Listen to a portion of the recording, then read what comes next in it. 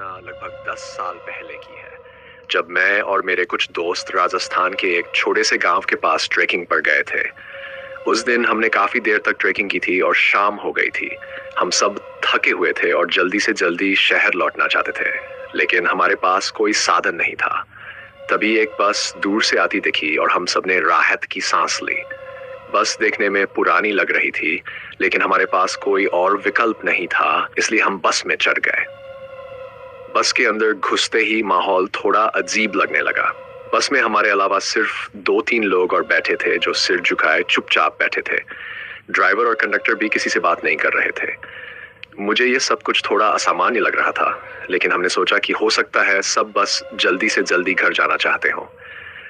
हमने बस में अपनी सीट ले ली और बस चल पड़ी। जैसे ही बस आगे बढ़ी, मुझे कुछ अजीब महसूस होने लगा। बाहर घना अंधेरा हो चुका था और बस की खिड़कियों से बाहर कुछ भी साफ नहीं दिख रहा था। बस के अंदर भी रोशनी बहुत कम थी, सिर्फ हल्का सा पीला बल्ब जल रहा था। हम सभी दोस्त आपस में बातें कर रहे थे, लेकिन धीरे धीरे हमें एहसास हुआ कि बस के अंदर का माहौल बदलने लगा है। अजीब सी ठंड महसूस होने लगी थी, जबकि बाहर गर्मी का मौसम था।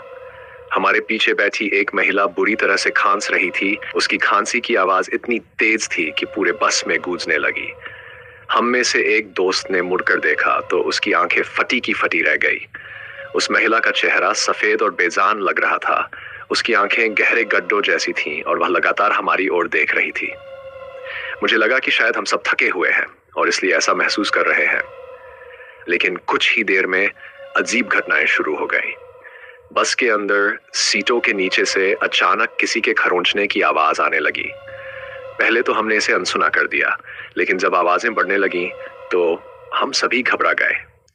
मैंने अपने दोस्त को इशारा किया कि वह बस के ड्राइवर से बात करे और बस को रोकने के लिए कहे।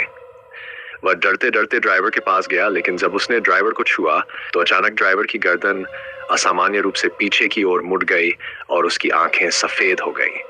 ड्राइवर की इस हालत को देखकर हम सबकी चीख निकल गई। हम बस से कूदने का रास्ता ढूंढने लगे, लेकिन दरवाजे अपने आप बंद हो गए थे। हमारी घबराहट बढ़ती जा रही थी। तभी बस के अंदर की रोशनी अचानक बुझ गई और बस पूरी तरह अंधेरे में डूब गई। बस में चारों तरफ सिर्फ हमारी डर से कांपती हुई आवाजें और अजीबोगरीब आवाजें गूंजने लगीं। हम सबने मिलकर बस की खिड़की हल्कियां खोलने की कोशिश की, लेकिन वह भी जाम हो चुकी थी। अचानक हमें महसूस हुआ कि बस कहीं गलत दिशा में जा रही थी। ये वह रास्ता नहीं था जिससे हम शहर की ओर जा रहे थे। हमें एहसास हुआ कि हम किसी सुनसान और अजात जगह पर जा रहे थे। हमारा दिल तेजी से धड़कने लगा और हमें समझ नहीं आ रहा था कि क्या करें। तभी बस अचानक जोर से झटके के साथ रुक गई।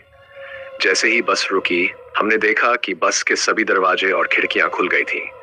हम तुरंत बस से कूदे और चारों ओर देखा। हम एक सुनसान सड़क के किनारे खड़े थे। बस का ड्राइवर, कंडक्टर और बाकी सवारियां जो बस में थीं अचानक गायब हो गई थीं। हमने पीछे मुड़कर देखा तो बस धीरे धीरे धुंध में गायब हो गई। ऐसा लग रहा था जैसे वह बस कभी थी ही नहीं। हम सब दौड़ते हुए पास के एक गांव पहुंचे और गांव वालों को पूरी कहानी सुनाई। गांव वालों ने जो कहा वह सुनकर हमारी रीढ़ की हड्डी में ठंडक दौड़ गई।